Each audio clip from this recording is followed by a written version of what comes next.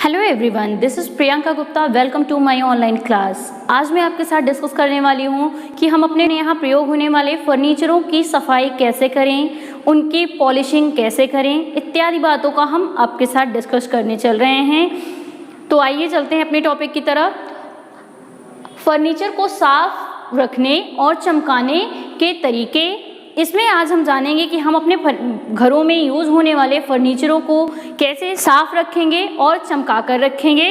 तो इनकी कुछ विधियां हैं, जैसे फर्नीचर के क्रीम का निर्माण हम करेंगे और जिसके तहत फर्नीचर पे हम इसको इम्प्लीमेंट करेंगे। तो इसके रिजल्ट्स भी हमें जानने हैं। तो आइए जानते हैं क्या फर्नीचर की क्रीम बनाने के तरीके क्या हैं। फर्नीचर की क्रीम बनाने की जो सामग्री है वो है गर्म पानी 350 ml की ज़रूरत होगी, साबुन 1 औंस, तारपीन का तेल 1 पॉइंट, सफ़ेद मोम 1 औंस की आवश्यकता है। साथ ही साथ मधुमक्खी के छत्ते द्वारा निकाली गई मोम भी 1 औंस चाहिए। अब फर्नीचर की क्रीम को बनाने के लिए हमें गर्म पानी की आवश्यकता होगी। गर्म पानी में हम साबुन के टुकड़े को डाल देंगे, उसका घोल बना लेंगे। फिर को एक जार में लेंगे, उसमें मोम के कुछ कतरनों को डालेंगे और उसके ऊपर तारपीन का तेल डाल देंगे। फिर हम उस जार को गर्म पानी के एक अन्य बर्तन में रखकर उसको थोड़ी थोड़ी हीट या थोड़ी थोड़ी ऊष्मा देंगे, जिसके कारण वो पिघल जाएगा और साबुन के घोल में मिल जाएगा। तो इस तरीके से वो एक क्रीम का ले लेगा, जिसे हम फर्नीचर का क्रीम कहते हैं। इस क्रीम को हम अपने फर्नीचर में लगाकर उससे उसकी सफाई कर सकते हैं। ये बात हम फर्नीचर के पॉलिश का निर्माण कैसे करेंगे। तो फर्नीचर के पॉलिश का निर्माण के लिए जो सामग्री है, पहला है सिरका, 1 भाग क्वांटिटी चाहिए इसकी, 1 भाग चाहिए। मेथिलेटेड स्प्रिट 1 भाग में चाहिए। अलसी का तेल 2 भाग चाहिए। तारपीन का तेल 2 भाग में चाहिए। अब हम इसका प्रयोग कैसे करेंगे या फर्नीचर के पॉलिश का निर्माण कैसे करेंगे। तो फर्नीचर का पॉलिश बनाने के लिए हम इन चारों तरल पदार्थों को एक कंटेनर में या एक बोतल में रखेंगे और चारों को आपस में मिला देंगे। कुछ समय के बाद ये चारों पदार्थ आपस में मिलकर एक पॉलिश बना लेते हैं, एक क्रीम जैसी संरचना बना लेते हैं, जिसको हम पॉलिश कहते हैं। जब हम इस पॉलिश को अपने फर्नीचर पर लगाते हैं तो इससे हमारा फर्नीचर चमकदार बनता है और साथ ही साथ लंबे समय तक चलता है। नेक्स्ट वन, संगमरमर के फर्श चमकाने का मिश्रण। तो आए दिन हम देखते हैं कि हमारे घरों में टाइल्स लगी होती हैं, संगमरमर लगे होते हैं, लेकिन हम उसकी प्रॉपर टेकिंग केयर नहीं कर पाते हैं। तो आज मैं आपको ऐसी ट्रिक बताने वाली हूँ जो बिल्कुल भी सिंपल है, घरेलू है, जिसका प्रयोग करके आप अपने फर्श को, संगमरमर के फर्श को नीट एंड क्लीन कर सकते हैं। तो आइए जानते हैं वो सामग्रियाँ क्या हैं और विधियाँ क्या हैं। जैसे घुली सफ़ेदी 10 ग्राम की आवश्यकता है, झामक पत्थर चूर्ण 10 ग्राम की आवश्यकता है, सोडा 20 ग्राम चाहिए। संगमरमर के फर्श को साफ करने का जो मिश्रण हम बनाएंगे उसके लिए हम घुली सफ़ेदी, झामर पत्थर के चूर्ण और सोडा, तीनों को हम गर्म पानी में मिला देंगे, जिसका एक चिपचिपा गाढ़ा घोल बना लेंगे जो लेई की तरह बिल्कुल होगी।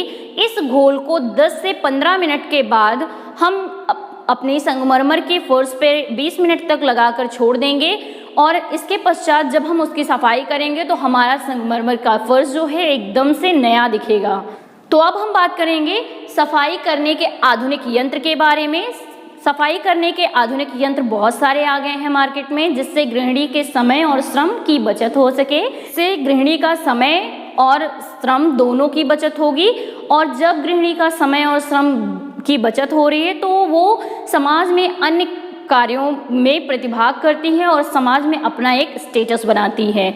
ओके, सो चलते हैं इनकी तरफ कि कौन कौन से वो यंत्र हैं जो गृहिणी के कार्यों में उसकी समय एवं श्रम को बचाने में सहायक हैं।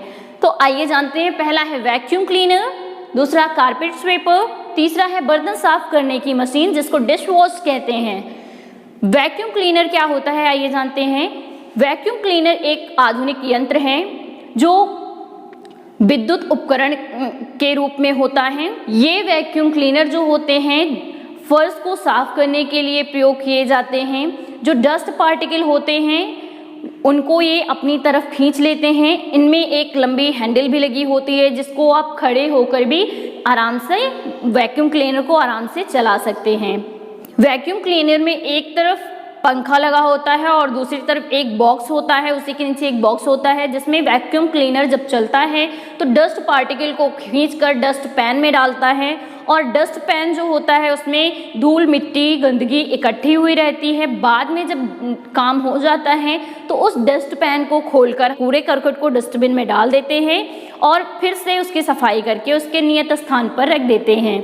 दूसरा है कारपेट स्वीपर। कारपेट स्वीपर भी वैक्यूम क्लीनर के जैसा ही है, लेकिन ये हमारे यहाँ जो डोर मैट या दरी बिछाई जाती है उनकी सफाई के लिए बहुत ज़्यादा उपयोगी हैं। ये भी विद्युत उपकरण है। कारपेट स्वीपर का काम है कि दरी में घुसे हुए या कारपेट में घुसे हुए सूक्ष्म से सूक्ष्म पार्टिकल्स को भी ये निकाल लेते हैं, क्योंकि इनमें छोटे छोटे पहिए लगे होते हैं जिसकी वजह से ये स्वयं चलता है। और इसमें वैक्यूम क्लीनर की जैसे ही डस्ट पैन लगा होता है जिसमें धूल मिट्टी के कण जो हैं इकट्ठे होते हैं और जब हम कारपेट स्वीपर का यूज़ कर लेते हैं तो बाद में डस्ट पैन को खोलकर साफ कर देते हैं। इससे हम जब दोबारा स्वीपर कारपेट यूज़ करेंगे तब फिर से इसमें डस्ट पार्टिकल डस्ट पैन में आ सकते हैं। स्वीपर कारपेट की मदद से कम समय में कम श्रम में हम दरी एवं कालीनों में घुसी हुई डस्ट पार्टिकल को आसानी से निकाल सकते हैं। नेक्स्ट वन है बर्तन साफ करने की मशीन, जिसको हम डिश वॉश भी कहते हैं। ये एक विद्युत उपकरण होता है। इसमें हम अपने यहाँ के जूठे रसोई घर के जूठे बर्तनों को इस मशीन के अंदर डालते हैं और इसमें सोडा या विम जेल डालते हैं। इसमें गर्म पानी का प्रवाह होता है जिसमें विम या सोडा घुलकर बर्तनों को आसानी से साफ कर देता है, जिससे गृहिणी की समय एवं श्रम की बचत होती है। तो आप भी अपने घर की गृहिणियों को इन सामग्रियों को उपलब्ध कराएं जिससे वे अपने समय एवं श्रम की बचत कर सकें और साथ ही अन्य क्रियाकलापों में भाग ले सकें। नेक्स्ट वन है घर की सफाई में ध्यान देने योग्य बातें। घर की सफाई में निम्नलिखित ध्यान देने वाली बातें होती हैं, जैसे क्रमानुसार घर की सफाई को करते समय हमें एक एक चीज़ों को जिस स्थान से उठा रहे हैं उस स्थान पर प्रॉपर साफ करके उन्हें रखना चाहिए। तो इस प्रकार से हम अपने घर की सफाई को क्रम अनुसार कर सकते हैं। जैसे हॉल की सफाई किए, अंदर के रूम की सफाई किए, किचन की सफाई किए। इस तरीके से हम एक एक कमरे को पीछे की तरफ से साफ करते करते बाहर की तरफ कूड़ा करकट को निकालते चलेंगे और जब सफाई हो जाएगी तो पूरे कूड़े करकट को बटोर कर हम डस्टबिन में डाल देंगे। नेक्स्ट वन, सफाई की सामग्री की देखभाल। ऑब्वियस सी बात है, अगर मान लीजिए हम सफाई कर रहे हैं तो सफाई करने की क्रिया में जो भी सामग्रियां भी यंत्र हम प्रयोग कर रहे हैं उनका देखभाल करना अति आवश्यक है, क्योंकि हम ये एक सफाई करना एक अनवरत प्रक्रिया है और इस प्रक्रिया में हमें इन यंत्रों का बार बार कार्य पड़ता है। यदि ये यंत्र ठीक नहीं होंगे तब हमारी सफाई व्यवस्था सुचारू रूप से नहीं सकेगी। नेक्स्ट वन, परिवार का सहयोग। सफाई का कार्य जो है सिर्फ एक व्यक्ति का नहीं है, यह परिवार के सभी लोगों के लिए आवश्यक है। यदि सेवक नहीं है, यदि नौकर नहीं है तो आप अपने घर के सभी सदस्यों को इस कार्य में लगाएं। इससे आपका कार्य जल्दी खत्म हो जाएगा और सफाई की जो प्रक्रिया है वो भी बनी रहेगी और इससे घर के सदस्यों का सहयोग भी मिलेगा और उनके मन को प्रसन्नता भी होगी। नेक्स्ट वन है सफाई का स्तर। सफाई का स्तर हमेशा उच्च होना चाहिए, लेकिन ऐसा नहीं होना चाहिए कि आप अपना अधिक से अधिक समय सफाई में ही व्यय कर रही हैं, ये उचित नहीं है। नेक्स्ट वन, गंदगी कम की जाए। इसके अंतर्गत घर के उचित स्थानों पर पायदान रखे जाएं, डोर मैट्स रखी जाएं, जिससे गंदगी जो होगी वहीं तक रुक जाएगी, घर के अंदरूनी हिस्से में नहीं पहुंच सकेगी। इससे हमें कम से कम जगहों में और कम समय में सफाई की प्रक्रिया हम कर सकते हैं, जिससे हमारे श्रम की बचत होगी, साथ ही साथ हमारे घर की सफाई भी हमेशा बनी रहेगी। नेक्स्ट वन है सफाई के लिए उचित साधन। सफाई के लिए उचित साधनों का प्रयोग करना चाहिए जो सुविधाजनक हो, जैसे vacuum cleaner, carpet sweeper, dish wash, जिससे समय एवं श्रम दोनों की बचत हो सके। अब हम बात करेंगे घर को मक्खी मच्छर से बचाना। तो जैसा कि हम जानते हैं कि घर में जहाँ पर गंदगी होती है वहीं पे मच्छर एवं मक्खियों का वास होता है, वहीं पे ये पनपते भी हैं। तो हमें अपने पर्यावरण को, हमें अपने घर को सुरक्षित रखना है इनसे। इसके लिए हमें विभिन्न प्रकार के क्रियाकलापों को करना चाहिए, जैसे अपने घर के आसपास की जो नालियां हैं उनको नियमित रूप से साफ करनी चाहिए, उनमें बुझे चूने का छिड़काव करनी चाहिए या फाइडाल का छिड़काव करना चाहिए, जिससे रुके हुए जगहों पर जो जल इकट्ठा है मक्खी एवं मच्छर पनपने ना पाएं। यदि मक्खी एवं मच्छर पनपेंगे तो ये मलेरिया, फाइलेरिया, पीत ज्वर जैसे संक्रामक रोगों को फैलाते हैं जो मानव जीवन के लिए अत्यंत ही घातक होते हैं। इससे मानव का धन एवं जन दोनों की हानि होती है। इसी में एक बात करते हैं, अगर आपके घर के पास कहीं गड्ढी या तालाब है, उसमें पानी इकट्ठा हो रहा है, बरसात का है, या आपके घर के द्वारा जो सीवेज बह रही हैं उनका पानी इकट्ठा हो रहा है, तो उस गड्ढे के किनारे आप 4-6 मेढक पाल दीजिए, जिससे वहाँ पर मक्खी एवं मच्छर नहीं पनपने पाएंगे।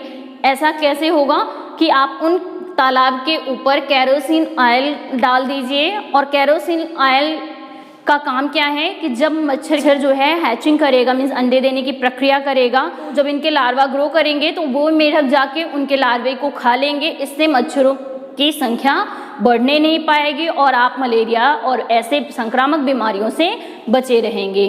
नेक्स्ट वन, कूड़े करकट का विसर्जन एवं उसका उपयोग। तो बहुत ही इंपॉर्टेंट बात है कि हम अपने यहाँ कूड़े करकट को सजा कर नहीं रखते बल्कि उसको डस्टबिन में रखते हैं, और यदि जो अनावश्यक कूड़े करकट हैं उनका विसर्जन भी अति आवश्यक है, जिसको हम 3 तरीके से करते हैं। पहले तो जलाना, जो हमारे घर की साफ सफाई के द्वारा निकला हुआ कूड़ा करकट है उसको हम जला देते हैं। दूसरा हो गया छटाई करना। छटाई करने का प्रक्रिया, जो उस कूड़े करकट में आवश्यक पदार्थ हैं उनको हम निकाल लेते हैं। जैसा कि हम जानते हैं कि कूड़े करकट से ईंट भी बनाई जाती है, या हम इनको निकाल कर कोई यूजेबल प्रोडक्ट बना सकते हैं। नेक्स्ट वन, असमतल भूमि का भराव। तो जैसे कहीं मान लीजिए गड्ढा है या भूमि समतल नहीं है, तो इन कूड़ा करकटों को वहां डालकर उस जगह का भराव भी हम कर सकते हैं। तो आज के वीडियो में इतना ही, मिलते हैं अपने नेक्स्ट वीडियो में। Thank you.